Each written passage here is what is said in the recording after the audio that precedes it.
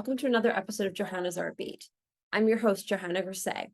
You can find me on Instagram at Johanna R. Grisay, on Twitter at Johanna Grisay, and also my website, johannagrisay.com. I did want to announce before we get to the episode that I am probably going to be taking the podcast on a bit of a longer hiatus. I know the episodes have been coming out sporadically anyway, but I really want to try my hand at some script writing, and I think I need to take a pause on this. But I've really appreciated everyone who's listened, and I'm really excited to bring you this episode with Nicola Rose, my friend and filmmaker. She's fantastic, and I think you're going to love this one. Thanks for tuning in. Okay, let me tell you a little bit about what I thought about Goodbye, Petrushka. This will probably contain a little bit of spoilers, but definitely I would highly suggest, just in case, watching the film first, but that's really up to you. It can still be enjoyed even if you listen to this review. So the film centers around a young girl, Claire, who quits school and moves to Paris to work on her dream of puppet making. She ends up, like most of us artists, doing something to supplement her income. So she lives as an au pair to a, shall we say, très difficile French family. That's actually where a lot of the humor in the film comes from, is her interactions with this family and children in the film. It's like a fish out of water and coming of age story all wrapped into one. And the film itself is done beautifully in a sort of dreamlike state. Everything's exaggerated, just as, in my opinion, how a lot of life seems in your 20s. So I think it was really, really a great way to put it. Claire is endearingly awkward, played by Lizzie Kehoe. Her journey of finding creative fulfillment is juxtaposed with figure-skater Thibault's journey. Thibault is played by Thomas Villejeu, reprising the same role he played in the prior short version of this film, Creative Block. In this earlier iteration, Claire was played by my guest, Nicola. Here in Petrushka, much as in the short, we find out Thibault is considered washed up by his profession and trying to figure out what his next step is going to be. We see a lot of really cool flashbacks of figure skating, and that's really what Claire has been attracted to. She just is amazed by his talents. In the beginning, we see Thibault is mostly given up, and he's working at a bank with skating in his past. Although age-wise, they probably aren't much different with Claire and Thibault. Probably Thibault's a tiny bit older, but Claire, they could be seen as the two progressions of an artist. Claire being the young, full of life, not jaded artist, seeing the world as her oyster. And then Thibault being the person who's gone through some of the successes and now facing some painful realities and has basically given up. Creative Block also introduced these two characters, as I mentioned, but neither could be as fleshed out as they are, of course, in this full-length feature. Claire feels a connection, much as in the short with Thibault, but here he also has a girlfriend, Trina, a ballet dancer played by Kat Gray. While working as an au pair, Claire's works on her puppetry, and enters into a relationship with Rafal, played by Bartek Szymanski. This is Claire's first love, and a lot of firsts. And I really dug how Nicola shows a harsh reality of first love, that it's not all sunshines and rainbows. Their relationship is also her first sexual experience, and it would appear full relationship. So she's not that equipped yet to see how toxic things are with Rafal. She just doesn't really see that. And after she has her first experience, she gives a line that many of us think after we have our first experience. And she just says, "Is there more?" And it's just so well acted, directed, and written. It's just a powerful, soft scene that really hit me.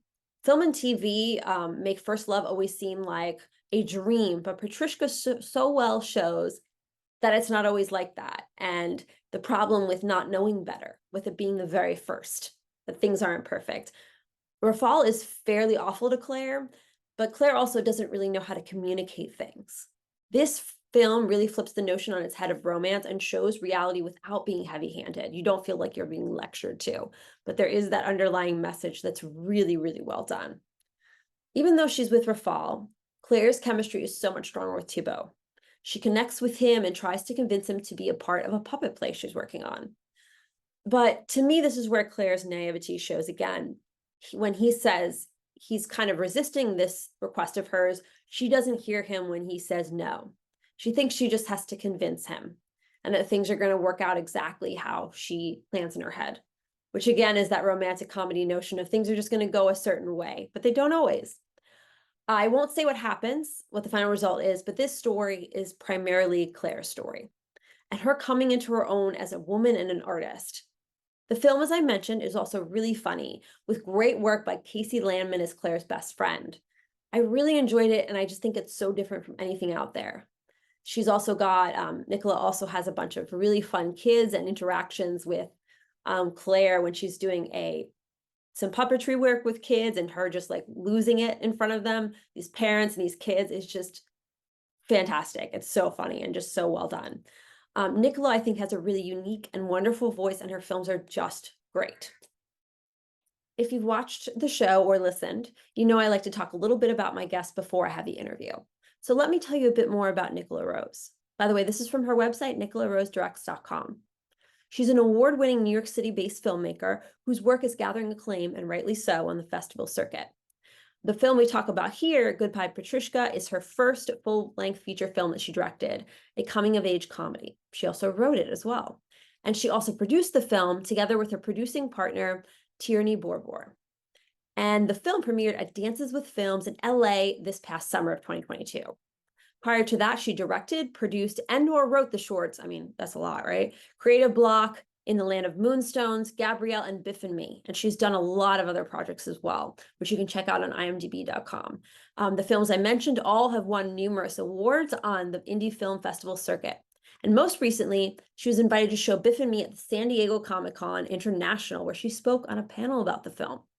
Outside of being a filmmaker, Nicola has worked as a French translator, a freelance casting director, and for a while, a professional puppeteer. So you can see where puppet making figures into her artwork here. She's a graduate of Columbia University and the Université Sorbonne Nouvelle in Paris. So without further ado, here's my conversation with Nicola Rose. Hey, Nicola, thanks for coming to Johanna's Artbeat. How are you? Good, how are you? Good, thanks. I know you're the magic of Zoom. You're in France right now, right? And I'm in New Yes, York I am. City. Magic of technology. The So, magic. and it relates to your film as well. Hmm. Since part of that is set in France. So we're going to be talking to Nicola about Goodbye Petrushka, her film. So Nicola, I just wanted to start real quickly with how we met. I think we connected a few years back, just as like acting, the industry connected community members. I think personally, that's one of my favorite things about moving to New York City is just getting to meet all these creative people, new friends and stuff like that. So I don't know about you, but Yeah, you meet people very easily. yeah, it's great. It's great. And you originally you did some acting, but you moved to directing. Tell me about like that transition and what made you want to get into directing. Sure. I think I learned to direct actually mostly by acting because that wasn't my training. That wasn't what I went to school for. I went to school for a couple things. One of my degrees is well, both of my degrees are in French. One of them is also in theater as well as French, which is a very long story, but essentially, I think that by performing from roughly the age of 10 through Wow. 28, or because actually I stopped performing in around 2016, now that I Okay. think about the timeline, and it wasn't on purpose. It wasn't like I'm going to stop now. It was more that I just ended up I was directing and performing for a little sort of overlap Mhm. time in there, a little window, and I realized through doing that that I was actually better suited overall to being behind the camera. Mm. And that is something I never would have imagined when I was younger, because I don't think by and large young kids and teenagers think in terms of I'm going to be a director. I don't think that's what we think, Right. Yeah, yeah, yeah. so I think that's more just how the evolution of what I did happened. And yeah, at some point, it all became directing, and I never looked back at performing, and I actually felt completely fulfilled. That's awesome. Yeah, because that's kind of that would be like I guess a lot of our fears, like were we gonna miss the acting? But no, No, and you're a I mean, great, some people do, I think, miss it. yeah. Um, but yeah, and since we mentioned you're in France, you've always been really connected with all things French. Kind of, and you mentioned you majored in it. What um drew you to that like culture? Is that part of your background as well, or? Not I mean, I am European American. I have that background, although on it's actually the Netherlands on one side. But long story short, I had the chance to come and study in France when I was in college, and I almost didn't go. I actually Oh, almost didn't go at all, but it was one of these things that, like, I could do, and it was sort of I felt like, "Oh, it'd be dumb not to go," I yeah, sure, almost sure, one of sure. those, like, "Was yeah, I guess, okay, sure, let's do it," not a very well considered, idea. I think I was at the last minute for applying to even do it. Mhm. Yeah, okay, whatever, it wasn't like the way I portray my character in the movie, when I say my character, I mean that not that it's supposed to be me, it's the character that's at the center of the movie, and a number of people think it's me, which I'll maybe talk about later and kind Okay. of undo some of those notions. But one thing with that character is that she has lived and breathed and slept all things France since she was a little kid. And for me, it was more like, I had some notions of speaking French, or certainly had notions of culture, but it wasn't until a certain point that I said, "Hey, I'm gonna go study there," and that um I think everything that I like about who I am and everything important about who I am since then is all due to that original, trip to France. That's And awesome. yeah, I think those memories are still, very much alive for me as I'm here now, and, they're that everything that, started me off here is still with me as I walk around here.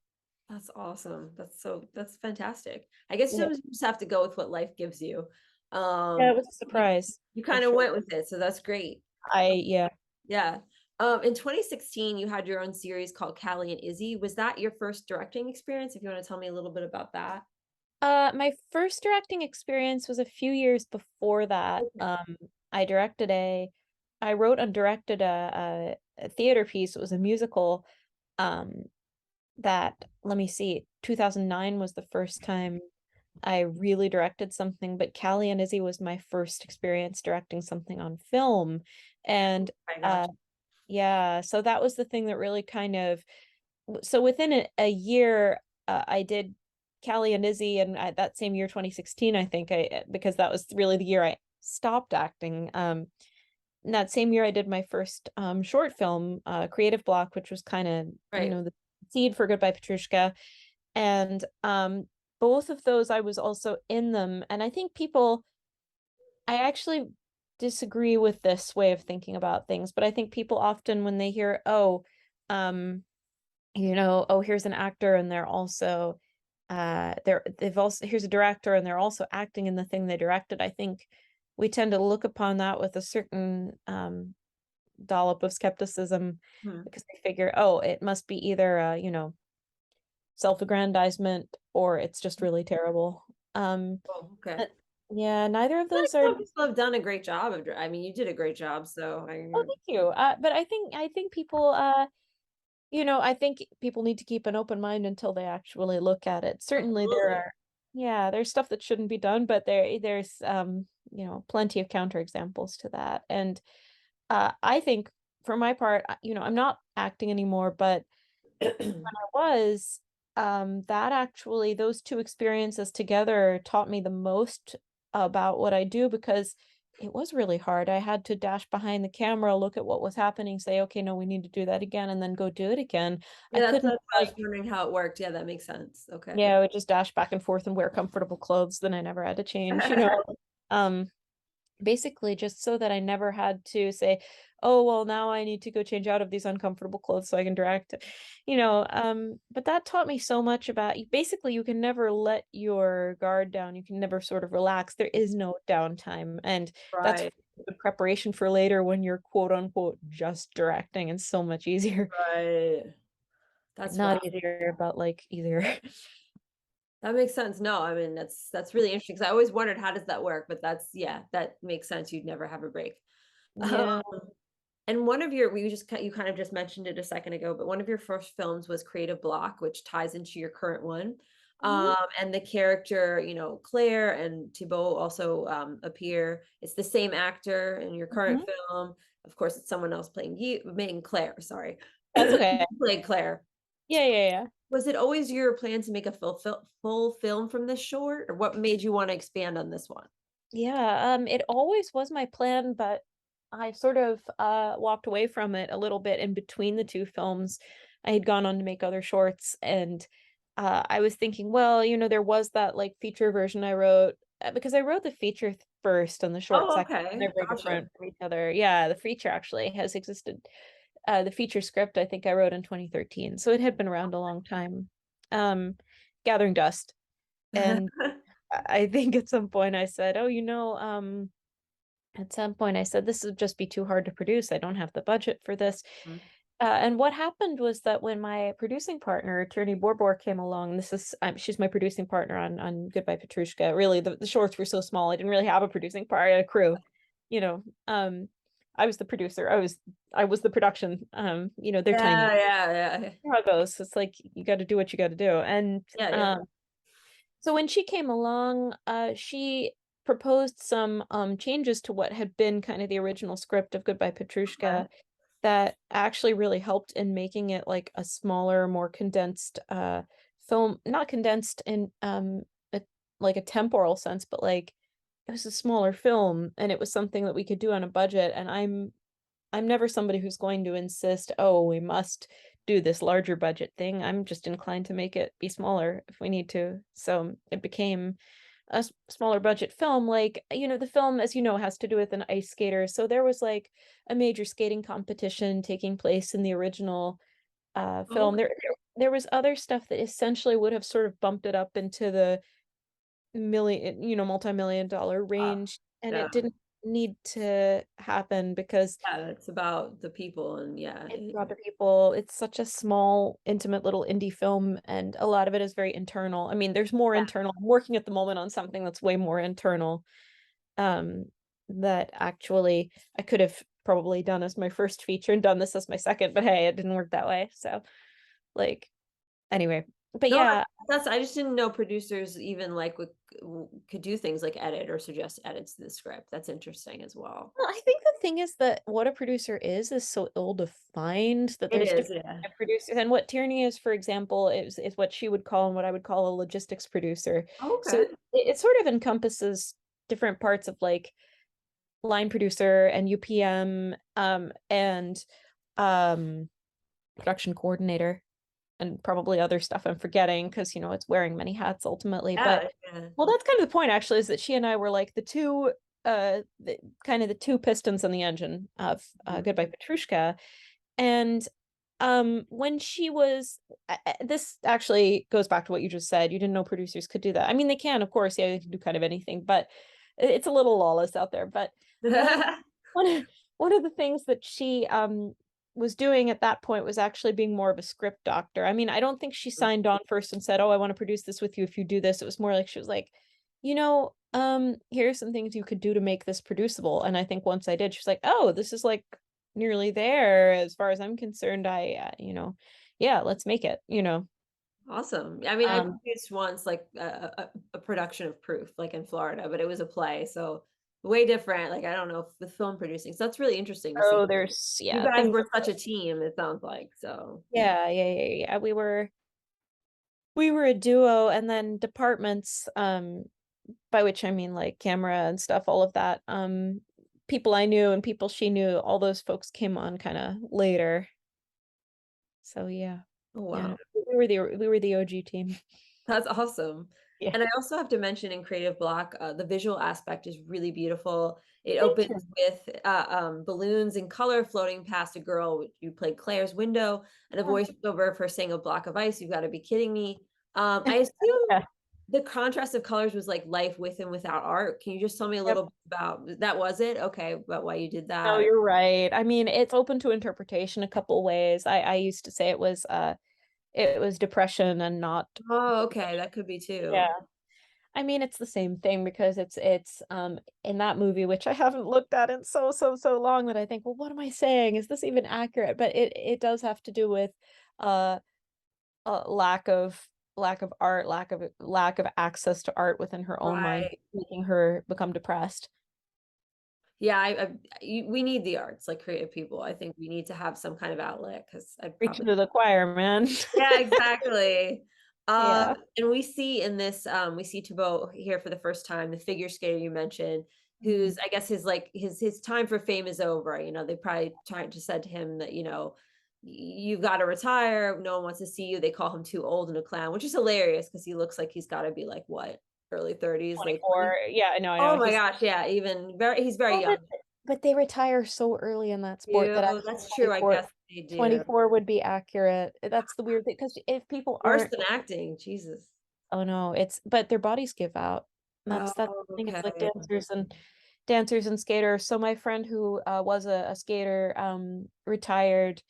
I think he was 26, 25, 26. Wow.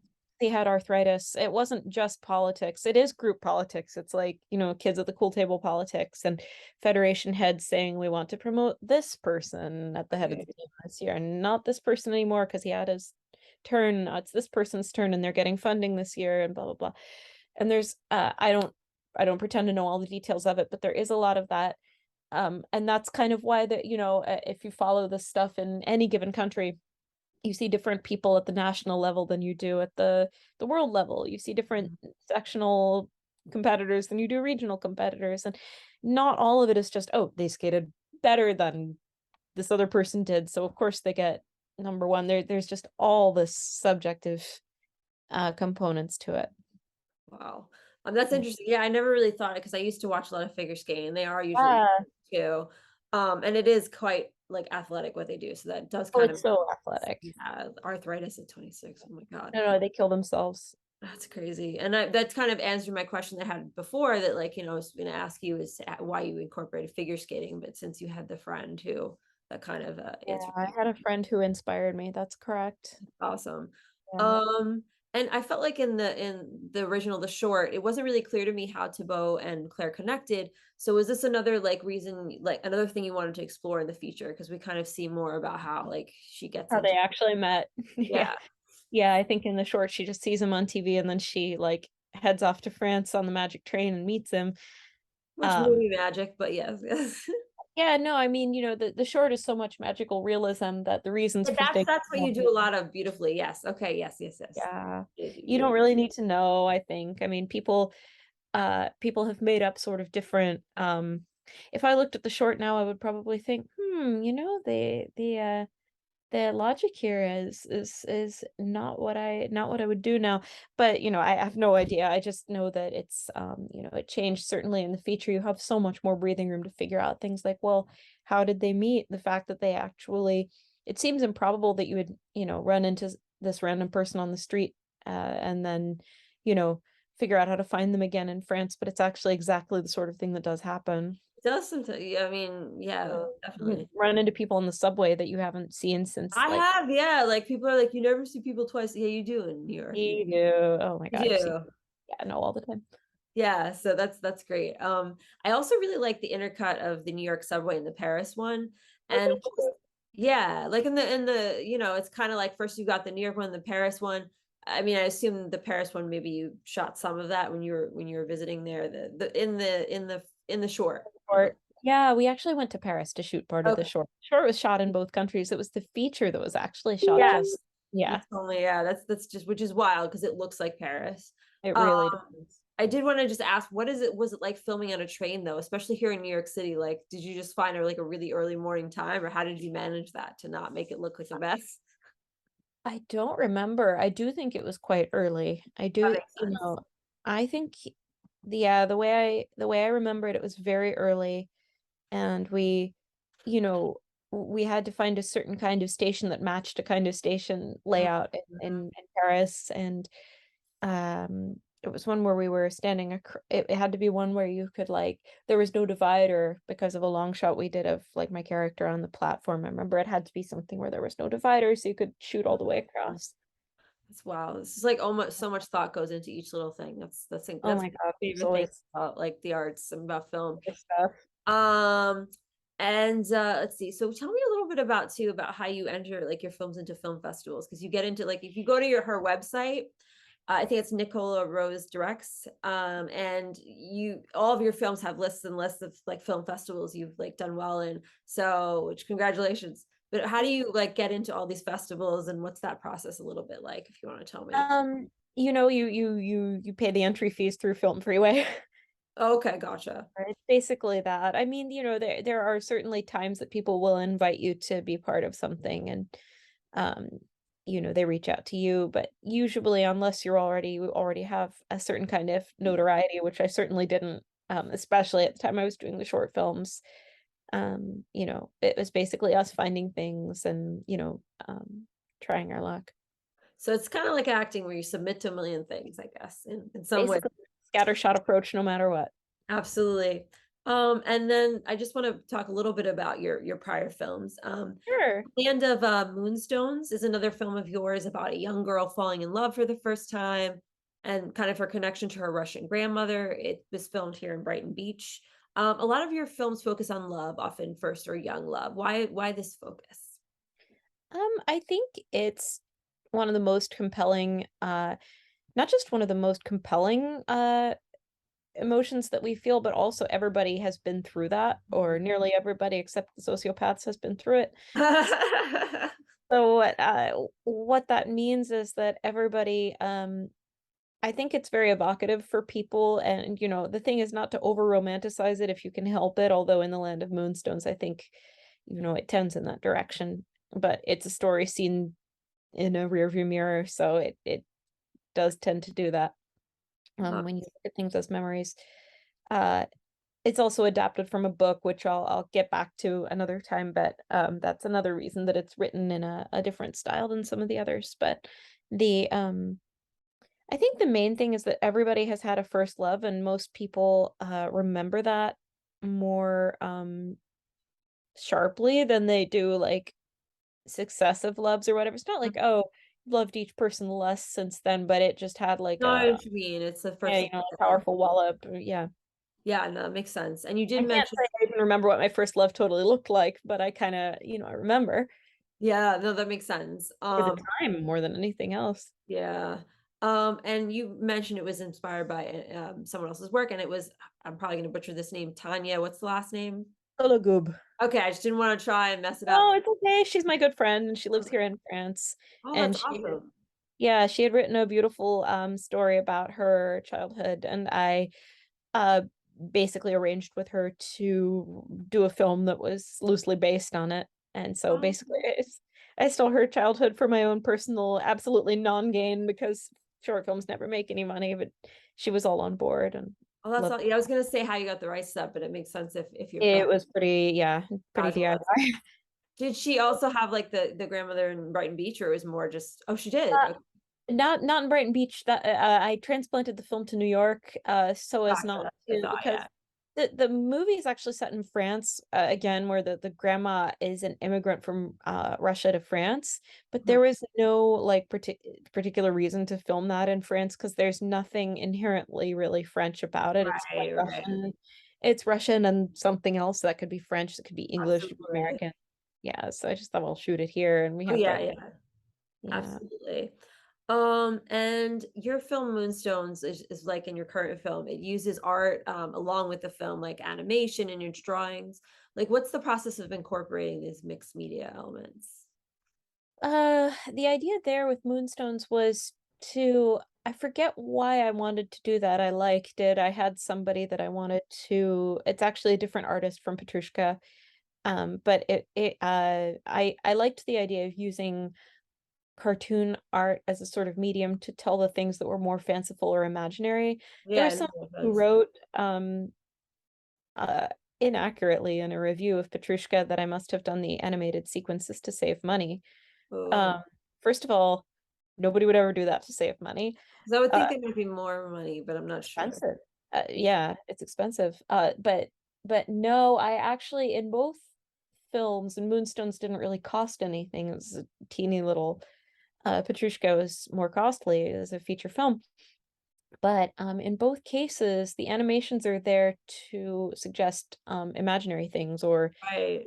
memories that are so foggy. Well, actually, in Moonstones, it is a little. I lied.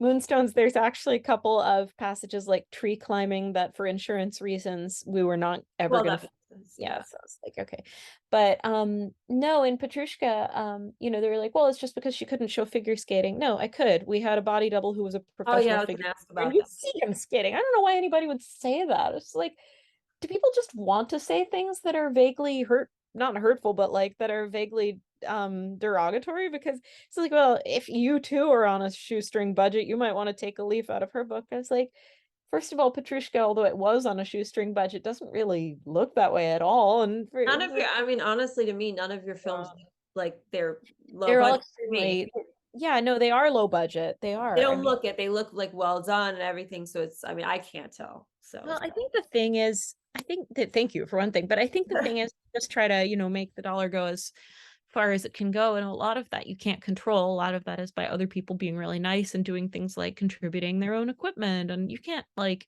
make people do that. You can say, hey, would you do this? And then it's up to them to say like no or yeah, sure. It's their choice. So if you have people who are willing to get on board with what you're doing, you're very lucky and you owe them, I don't believe in like, oh, you owe people, but you owe them a lot. You want to do good things for them. no, that's awesome. You want to pay it back, if Yeah, you yeah. help them in Back some. forward and yeah, That's awesome. And that's good. That's good advice. yeah. Gabrielle, you did in 2019 another short. This one focuses on Gabrielle, a young ballet student who's overcoming bullying. Use the same grandmother from Moonstones, which I loved. And your lead was a party guest in Moonstones. So I assume like using Nice. the same people is like easy because you get a rapport with them. Really God, like I that you had forgot she someone did who. that. I'm sorry, go ahead. No, I was just saying I love that you use someone who is like someone who does background work. Is you use someone whose background and you brought the bits as a lead. I always have my eye on people, and the story there's more to that story, is that she auditioned, Adele Marie Alex, who plays Gabrielle, had auditioned for Moonstones and was my other favorite choice for the role, and I could not keep both girls. And the one that I chose, I basically chose because it was not necessarily a fair thing, but she was the one who had come in with the boy I wanted to cast. And the two of them I had seen together, and their rapport was something I couldn't turn down. But Yeah, here's this other girl that was just as good. And so, and very different and had other different strengths as well. And, um, I didn't necessarily have her in mind for the next film, but her name came up again. I was like, oh man, yeah, that girl, she was so good, and this other thing. And she was 14, which was just about right for that character who's supposed to be around that age. And yeah, everything just fell into place. that's awesome. And it was That's also a good reminder to actors that like, even if it's a no, sometimes they'll remember you because they always tell you that and you're like, is that true? So that's good to know. oh, any casting director who is worth their weight is going to keep a track of everybody. I mean, not keep track of, but they're going to keep I'm sure. your I mean, you waste so much time having to look up new people if you don't keep the True. folder, the info. What am I trying to say? If you don't keep like everybody's headshot that ever auditioned for, unless somebody Yeah, is like really mean to you, you have to keep their stuff.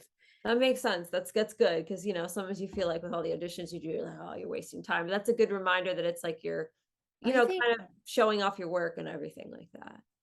I don't do that much casting these days, but I used to do I a know lot you more. have, right. Yeah. Have, yeah, and I always hold on to everybody because it's purely selfish. If somebody comes up and says, "Oh, hey, we need you to cast something," I don't want to have to look up new people. I want to have people right there. So That's it's like, yeah, fair. That's yeah, no, fair. no, it's purely selfish. We do well to keep everybody around. Absolutely. And I also I really liked Gabrielle because it included the main dance teacher. She's unfortunately telling her, that Gabrielle, she's not good enough. And I feel like we've all had that experience, or a lot of us have it as artists, having a teacher saying, you're not good enough, which is it's really damaging. As adults, I feel like in some ways I've also been able to be like, haha, look, I did this. But at the same time, for kids, it's terrible. Did you have any experiences you can remember being told you weren't good enough, and how did you overcome them? Oh yeah, like all the time, and I overcame it basically by making short films about it. Yeah. It my teenage years were basically a steady stream of that, like for better or worse. And I think it did make me come out at the other end better able to weaponize that as an art form. But I mean, not that I consider myself like an artist. I You wouldn't, are, but okay. but I wouldn't like use that Gotcha. word. But I just feel uncomfortable with it because there's people that I Right. consider as artists, and like I don't want to put For myself in sure. that No, okay. company and blah blah blah. But anyway, um what was oh, just that it's big. I think the best form of revenge is often good storytelling. That's true. That's And true. storytelling is often the best form of revenge, whichever way you want to like switch that around. So write out your pain is what you're saying. Okay, good. Okay. Okay, That makes sense. exactly. And Makes act and paint and use it. Yeah, that makes sense. well, I think they Sorry, do go ahead. have no, just I think these things do have to be uh, used as fodder for material as my mom often says, oh, this is something you can use for material, and half the time it's about something that's really quite beleaguering Mm, in like real life. You think, oh shit, I don't want to use that, and at the same time, yeah, yeah, later you'll probably end up using this. yeah. You meet somebody who's extremely mean acting, or I can't think of a great example, but just something that's beyond exhausting at the time. But Goodbye Petrushka is full of them. And Right. it's not therapy for me. I think there are better ways to do therapy than making people watch it as a movie. It's not really fair to the others, but if there's something that you can connect with people through, that's a Yeah. different matter entirely. I think some of us have a tendency to want to just like put stuff down on paper and because it makes us feel better. And I think there's often a fine line between what we should just show to ourselves and what we should Mm, work on to the point that we show it to other people. that's a really good point. And just really quickly too, you did the film Biff and Me in 2020. That was a really powerful piece on not like judging a book by its cover and upending gender norms. How did the idea for that come about? Oh gosh, so I almost can't take credit for it because I mean, although it was my idea, I had seen a film with a very similar premise, just the basic, not saying I went and stole it, but Oh, I know what you mean. Yeah. the very basic premise was the same, which is that a boy who everybody thinks is a bully befriends a girl who's very like princessy. That's about it. That's about where the similarities end. Mhm. But the film that I saw was, it ultimately the boy, not even real surprisingly in that case, turned out to have a feminine side that he was kind of trying too hard to hide. Like it really Right. needed to come out. And it was a lovely film. But what bothered me about it was that it was dealt with so seriously. And I have this not everybody has this for better or worse. I have this tendency to really need to deal with things through comedy that are hard. And being yourself when everybody is saying two things at you, one being be yourself and the other being, well, unless that's something we don't like, then don't be yourself. And I feel like we get those two messages all the time. Yeah. And so it was something that I needed to work through. I mean, I didn't have Biff's experience. Nobody probably has, but you know, um, dealing with things that are traumatic through comedy or dealing with things that are difficult through comedy. In Biff's case, it is something that's fairly heavy. Like he needs to express himself a certain way that is not how people expect, boys and especially like tough guys to Yeah. express them. I mean, his name's literally Biff. Like he's, Yeah. supposed to be girly, but he From is Back deep to the down. Future, Biff. Exactly. He is named after Back to the Future Biff. Gotcha. I was gonna ask, The yeah. bullies are named Biff. That's how it works. The film is like really a pastiche. Like it is. I I really just couldn't stand seeing the issue of a kid who needed to express himself in an unexpected way dealt with so heavily. I understand that it is a heavy thing, but I thought, why not just try to express this joyfully and in a way that people keeps people laughing, not at the kid, but Comedy at is the situation. powerful. I mean, Yeah. yeah. Like, we're not laughing at him. I mean, maybe at the fact he's in a dress, haha, but that's not really funny. What's funny is just how absurd everybody's expectations are. Like the whole situation is weird. And my goal there was just to kind of hold the mirror up to it and say, hey, this, what he wants is not stupid, but everything that's happening is pretty stupid. The way people Oh, are that reacting. makes sense. Yeah. And just but right before we get to your main film, I do just want to mention really quickly the film The Test, which you made with our mutual friend Noreen. Yes. That one is very so shout out to her. That was a Yes. very big deviation from your other film. So like, what was the like? Because it's about a girl who really wants to be an actress, but then she ends up getting pregnant. What was the impetus for this one, and so different from your other films, I feel like. Yes, the reason it's very different from my other films is because it's the only film right now on which I was a director for hire, and it's actually Noreen's Yeah. film and William Hui's film, and the two of them, both of whom are very good friends of mine. William and Noreen made that film together, and Noreen, no, both of them wrote it. Oh, okay, They right, right. She did mention produced it. she was, yeah, yeah. Yes, they wrote and produced it and hired me to come in and direct it. So the truth is, I had nothing to do with the genesis of that. I just came in and said, "How do you guys see this happening? What's the relationship between the, I was a hired hand on that one. So that's why it's a huge you're not kidding, it's a huge departure. It's not mine. That's why. No, that makes sense, that makes sense, but it's a is it, do you prefer to work on your own stuff, or is it kind of fun to also jump well, yeah, to jump Oh, in it a is really fun. Actually, it's very fun and can be sort of freeing. It works another muscle. It's like, well, I know where I'm going to go most of the time. Not right, always, but mostly. I don't usually know where other people are going to go. So when somebody says, "Hey, do right. you have a free day? You want to come in and direct this?" Like I will normally do it. I One of the things that I should do more of is putting myself out there to get outside directing jobs. And really, young directors, new directors are supposed to do that. And I really haven't. And, I probably could afford to, but I'm really just interested in making the stuff I want to make because it is still such Sure. early days. I feel like later on, I won't have as much freedom to do that. So there's at least one more big one I want to do and then, see what happens. Absolutely. I mean, you're doing good with your own More stuff. than one, but And your main film, as I mentioned, is Goodbye Petrushka, which is out now, and this is your first full feature, right? I yeah. believe, which is so Mhm. exciting. And what is the process for like writing a feature like this? You start like with an outline, other than, I mean, you had the short to base it on, kind of, but like, how Yeah. did you even just like really get started writing this? Like, what's that process like? When the process goes well, you don't remember writing it at all. And the Oh, truth is, that's good. I don't remember. I do know that it generated itself around 2015, excuse me, 2013. And I had ideas for it that just sort of floated around in my head. Both that one and Gabrielle, and for that matter, probably the others all came from a certain image that was in my head. Petrushka being bigger had more like scenes that were sort of floating around in my head. And then like sort of, I ended up uh I ended up imagining certain scenes and thinking, man, these would fit together so well, and then deriving a story to kind of like go around them. I think that was the process there. There were a number of scenes that had happened in my real life that were like larger than life and kind of Mm. uh, I kept meeting people who were crazily larger than life. And this was during the period that I was in Paris, Oh, okay. as a student, um, studying French and theater and all this stuff that you don't do if you want to make money. And You don't do arts generally if you want to. People don't realize if you want to be rich, you really kind of don't.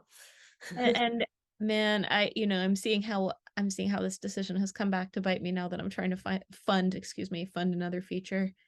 Um, but I wouldn't be making a feature if I had wanted to make money. So it's this Yeah, weird. no, I mean, and I think you'll succeed. I have no I doubt do in that. think so. It just requires me to be awake at some really weird hours, like most hours.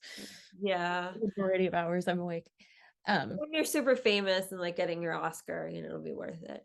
it comes with a cash prize. I'll be fine. I just need, I need to be able No, to I fund know. them. I don't even care if people recognize it. I need to be able to do it. Yeah, And, absolutely, yeah, absolutely.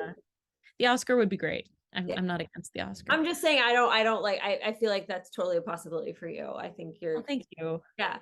so much. And Kind. the film, your lead, this time it's played by someone else.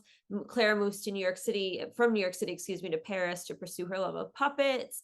Yes. And I think you've done stuff with puppets before. What's your background in like puppets and why that? When I was acting, I was a puppeteer for about 6 years. And actually that is one reason that I did not truly quit acting when I said, now that I think about it, I kept doing puppets as a puppeteer for hire through about 2019. But weirdly, this is where their story has a twist. It's because I actually was making money. I was exhausted because it is an exhausting job. It's like doing circus shows and stuff. But like at a certain point, 2019, I really needed to stop because I was getting really, really burned out. And I think burnout is very real in all of these things, but especially stuff that's like performing for kids where you just have to be at like 110% energy all Mhm. the time. I'm not at 100% energy any of the time. So I don't think everybody's at 100 all the time. You might yeah. think they are, but I don't think that's yeah. No, no, people just do a good job of faking it. I don't think Exactly. there are people who seem that way, who do a very, very good job of appearing. I don't know. There are people who are just forces of nature, watching people like perform at shows at midnight and still have that stamina. I mean, I know how they do it because I've done it, but I don't get it. Like, I think, Yeah. how are you not? Anyway, Drugs. No, I'm just kidding. here, drugs, I'm just drugs. no, it's like, sometimes you just push yourself and then, of course, unfortunately, sometimes you get sick from it, or sometimes you just have to take a big break after it. But yeah, I mean, it So does. anyway, yeah, puppetry when I was studying in France, studying theater, I was actually training in a sort of on the ground way as a professional puppeteer, and that is something that I did for a living for several years. So I did actually make a living as an actor. Like I was able to do that, but it was just because of the puppets. Like if I had just been acting as myself, I would have fallen into the same thing that everybody falls into. Well, there's way too much supply and no demand and nobody needs you. Blah, blah, blah. And I believe me, I could when I was acting, I could never get agents to even look at me. You could never Yeah, get a feel manager to that. even look at me. I could never it's only by doing things that weren't that I've been able to it's only by, making these movies and pushing them out into the world, have been able to have anybody stop and look and say, "Oh, wait, she's actually good at something." It's like why did it take all that? But it became a means to a different end. Mhm. Like I wasn't looking to perform anymore, even though like I think I was probably good at it, but after a Oh certain yeah, you point, were the roles you've thank done. you. Yeah, But, like, yeah. after a certain point, I was just like, "Gosh, I don't even think I'm trying to do this anymore." And, I was waiting to see, okay, well, now our managers and agents going to, call Mhm, me in for a meeting, for God's sake. And no, I was always a leftover.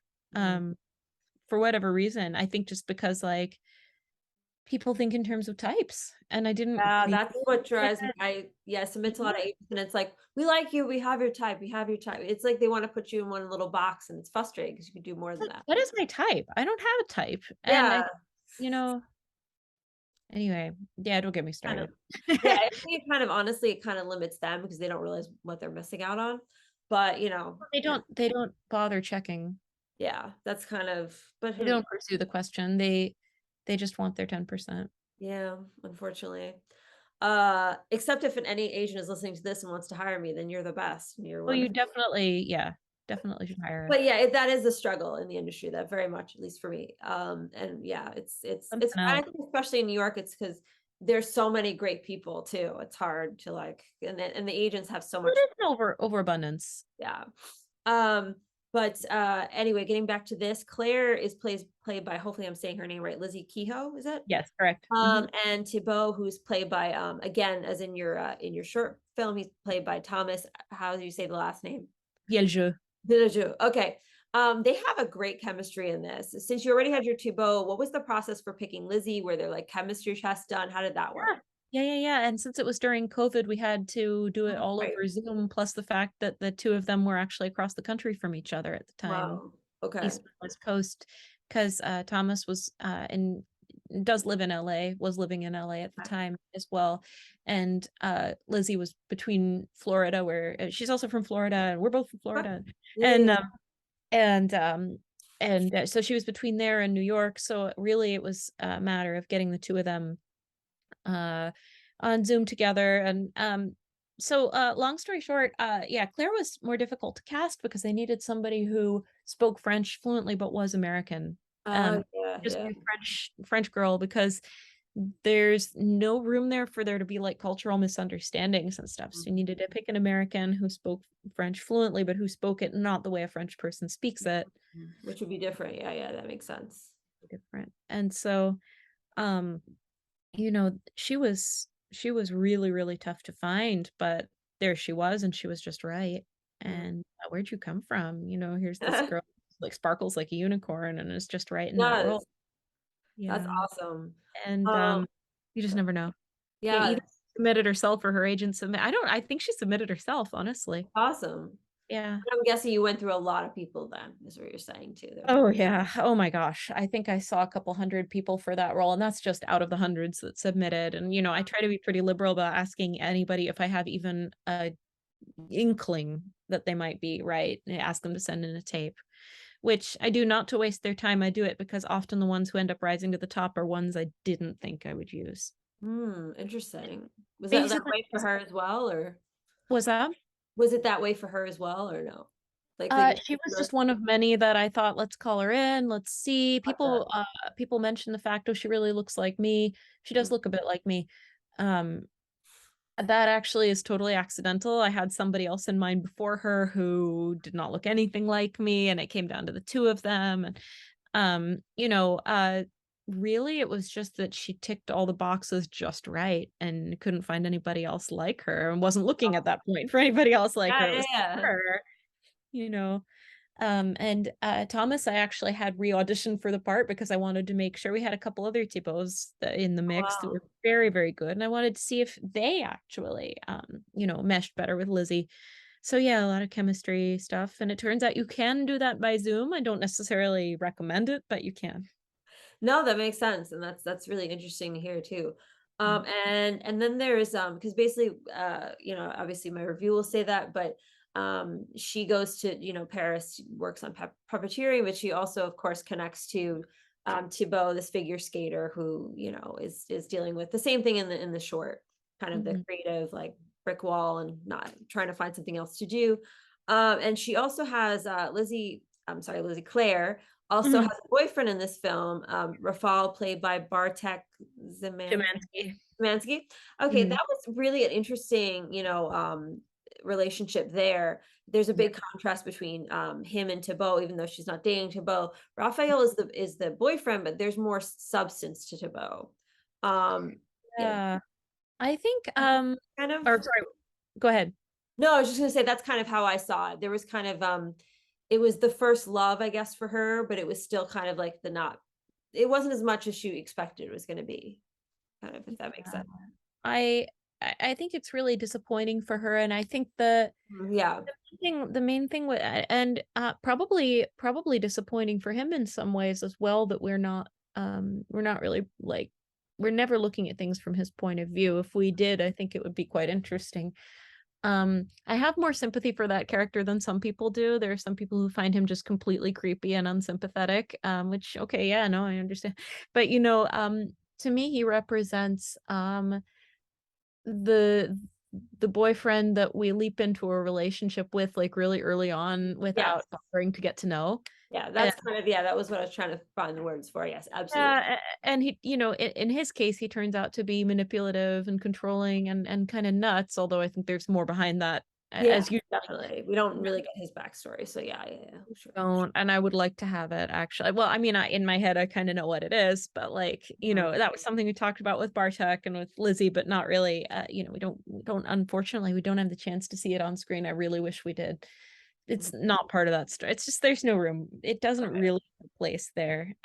But I think he represents the person who falls in love at you and that you fall in love Mhm. at because Mhm. like he's there, he wants you, you want him. It seems like it should all work out and you're 22 or you're 19 or whatever and then you're but like shockingly that relationship didn't work out with that person that I only knew for 2 seconds before he asked friend and like, you know, somebody commented in a review that it was a fairy tale romance, and I thought, "Oh dear God, no." It's No, no. about that. It's like they do not bother to get to know each other, and then next thing they know, they're in bed together and realizing one of them's crazy and one of them needs to escape.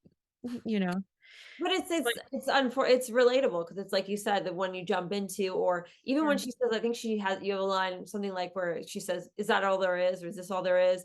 And that just to me was just so poignant because it's so relatable. Because sometimes like, you It's like there's romanticize and think this guy's gonna be perfect, whatever, and it's not You're like it's like and also she's feeling so needful at that point because here's Thibaut that she's, longing for and wanting. She doesn't know mm, him well either, by the way, but that's yeah, also it's she's true. 19, like, she's 19, give her a break, but, she's been wanting him and wanting him and wanting him, she cannot have him, he's in a relationship, and he's all these Right. things, and then here's Rafal, who is also probably 19, 20, and comes up to her and says, "I want you," and she's like, "Well, then I want you," and she's not trying Yeah, yeah. like she can't help herself at that point. He's Yeah, offering himself up and she wants to take what he's offering, and it does not work out for either. They're not compatible, and he's probably quite harmful, but it's, I had more written about that character than ever appeared in the film, and what appears is just I don't even think it would be beneficial to the film to even show anymore. I mean, I'd love to, but I think it would just be seen as wandering way off into left field right. with him. I think, yeah, I was saying to somebody the other job that I feel like with filmmaking, my approach is to be a portraitist and draw everything I can that's there to give you an idea of what's around the character, and then some of the rest you kind of have to fill in. No, it makes sense, and I think, too, I mean, just even saying, his character does these not great things, but I do think there's a lot of, like, they're both young and communication issues. I feel like there's a lot of that, like, they don't Please really know how to don't. navigate. On, And I guys, this could have been resolved with a two-word thing really early on. yeah, Basically, screw they off. don't really know they don't really know how to do that, I think probably either of them. Too young. Too And young, and both of them completely emotionally charged and like very stupid acting, and frankly, in a lot of ways. yeah, no, but yeah, but They're it very really alike in some ways, actually, but that not complementary. yeah, and you also, I mean, even though it's not a really explicit love scene, they do have a love scene. Did you Yeah. hire, like, an intimacy coordinator or anything, or how did you do that scene, or how did that go? Or Didn't, although our we had a crew member the actors really trusted, who good. she and I worked together on things like breathing, and we had a closed set, so it was just the people who absolutely most needed to be on there, but I really worked through with them every movement of what it was going to be, and I think it was still taxing.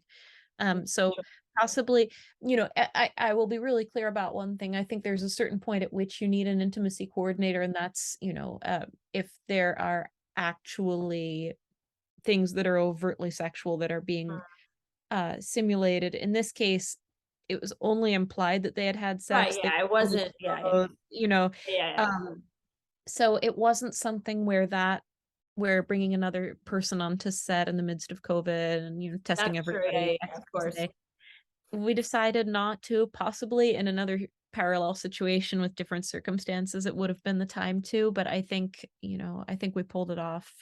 I felt comfortable doing what I needed to do, and I think the actors ultimately, I mean, there is a certain level of discomfort for sure, but I think just what was necessary because those are not comfortable scenes. Oh, yeah, there's also, it's just not, you wouldn't be comfortable in that in real life that much, real No, scenario, yeah. no, it was interesting because in the scenes with Thibaut and his girlfriend, there's one sort of post-love scene, except it's very sort of anticlimactic, but the they were actually so at ease with what they were doing. It's just like, so it just also depends on personality, experience. What do you feel like today?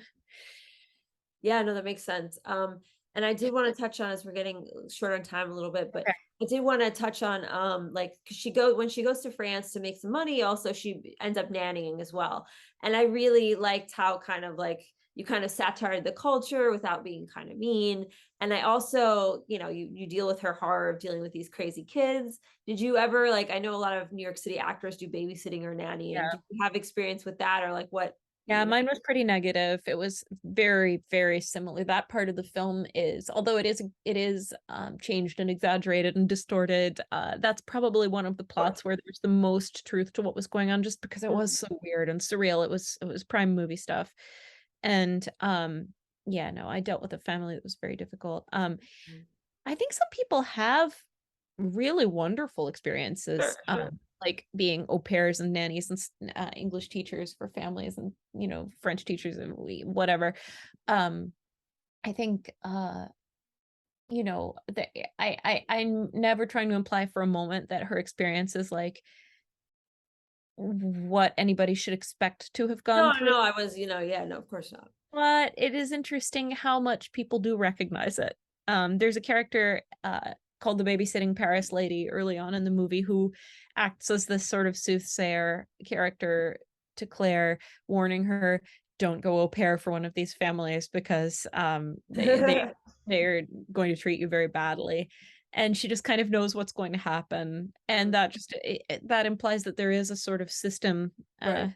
of people keeping like very green American girls in a sort of horrid captivity, and there is a thing that happens. There's a class system and a culture that you know that the culture can be really wonderful, but the class system can be wielded very dangerously against foreigners, especially foreigners from the character in that movie that's their housekeeper who comes from Africa and speaks neither English nor French fluently, Mhm, and she's being always kept off balance by this family, and really would like to know her backstory. I mhm. know that the family doesn't treat her well, that they always keep her off balance. I don't know what she's being paid, if I don't Yeah. know.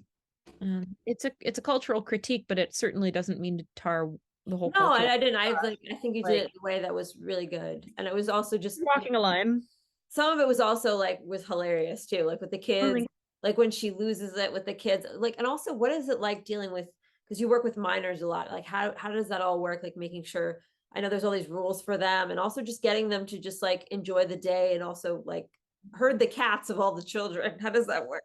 Well, the herding process, I mean, when you're working with a crowd of children, you're not the only one working with them, and we had our second, excuse me, our, yes, our second AD was actually acting as a child wrangler that day. S Oh, so, it wasn't just me. As far as the paperwork and stuff, I had somebody doing that on this film. It's not just me, thank God, because I honestly, I'm only good at paperwork if absolutely forced to be, and even then it's a real stretch. I'm fairly my eyes start to swim and my brain stops working, and yeah, but no, I mean, there is a lot of paperwork that you have to make sure you get done way ahead of time. Checks have to be written out a certain way. Administratively, there's just a bunch of stuff that you have to make sure you kind of, you can't just have the kid come on set and start working. I mean, yeah, if it's a very, very short volunteer thing, you can figure it out, I suppose. But right, basically, you have to make sure that they've got,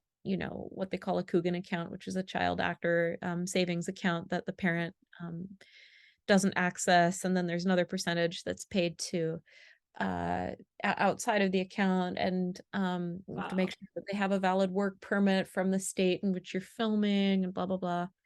it's a So that lot, has to be squared away way ahead of time because you can't just have them come on without that. You will get in trouble. yeah, and I'm assuming they also, like, each have their parent or some kind of Yeah, they person? have to have a guardian on set, and there's a certain number of hours that they can work. There are certain breaks that are mandated, even if they're non-union, or let's say the film is non-union, because all these shorts were non-union and so forth. The Even then, up to a certain age, they can only work 9 hours a day. There's got to be, I mean, non-union, you can say, hey, you guys want to work 30 more minutes? They're like, sure, fine. But at union, you can't do that. No, it makes sense. But yeah, it is a lot of work. And did Mm. these kids, were they all, like, just, like, excited to be there, or did Yeah, pretty you much. that's Yeah. good, that's good. You probably made it fun, well, also because they get to kind of freak out and everything and run around, it's like little And noodles, so thank God, yeah, it kind of played into what they were already ready to do. that's perfect. Like, just go crazy, will you? Oh, see, I see I don't have to ask you. Okay, great. Yeah, exactly, exactly. And I feel like the ending really shows Claire finding her path, and Thibaut actually does find a way to incorporate his work, the ice skating, to stay connected while not actually performing. And my favorite line in the film is, like, something like, the light you saw in someone else is your light reflected back at you. Tell me more about this line. I feel like it's the main message of the film. Thank you. Yeah, it is. It comes at the very last second, but you realize it's kind of been there all along.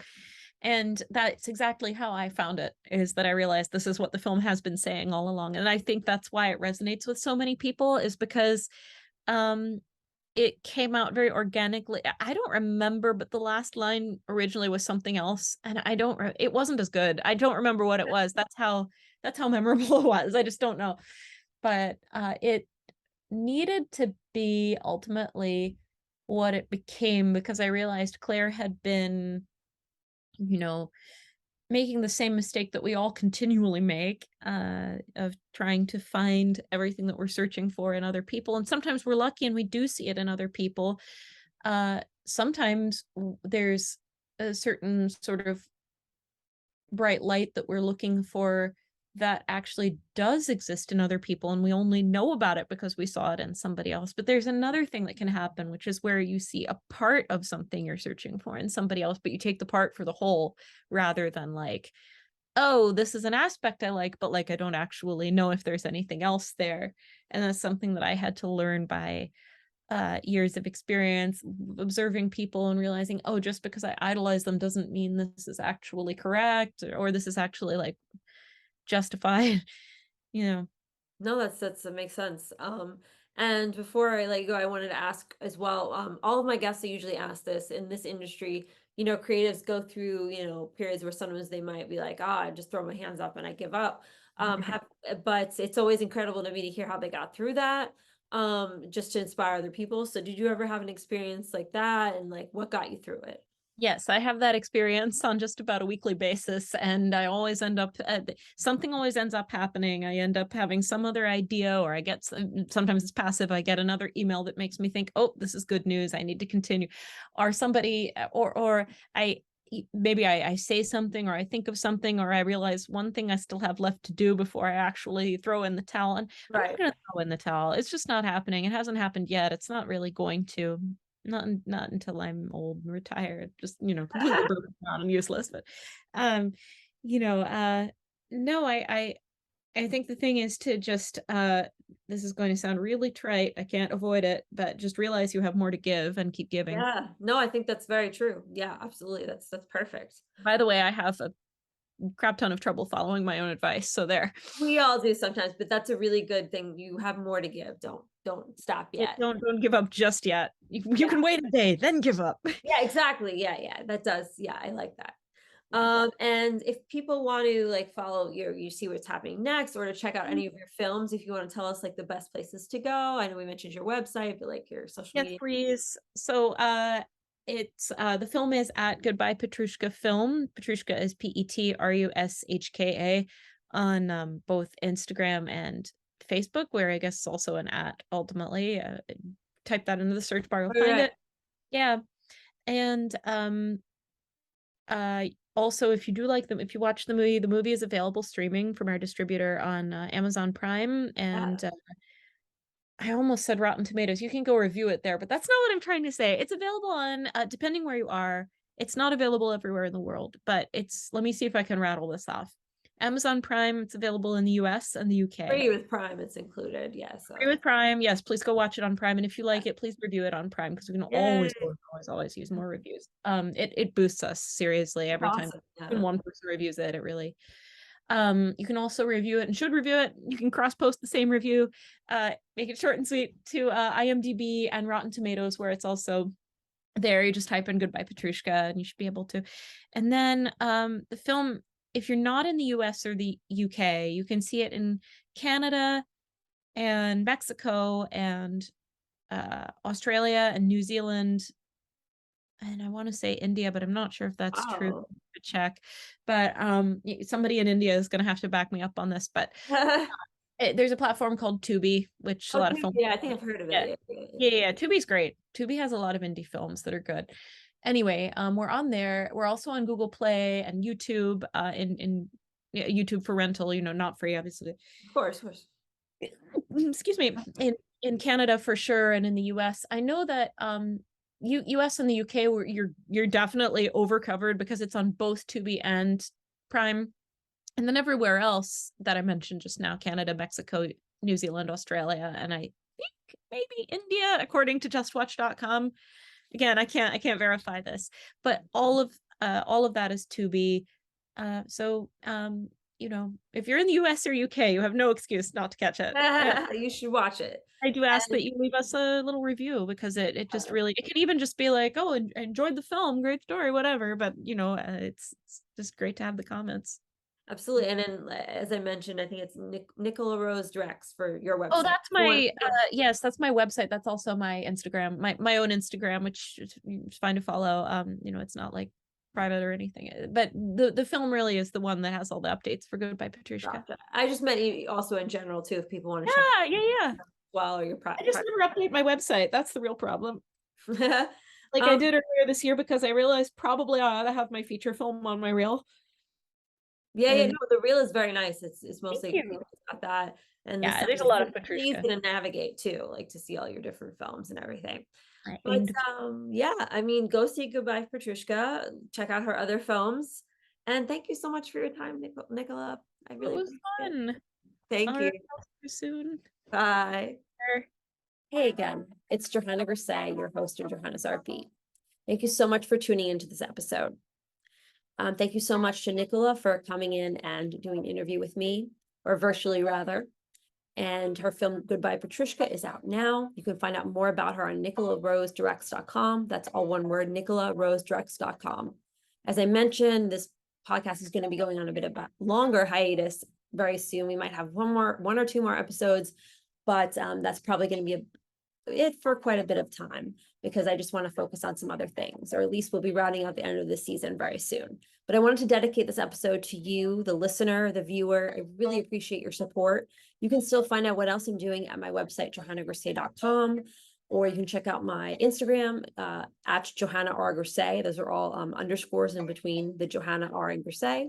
On Twitter at Johanna Grisay.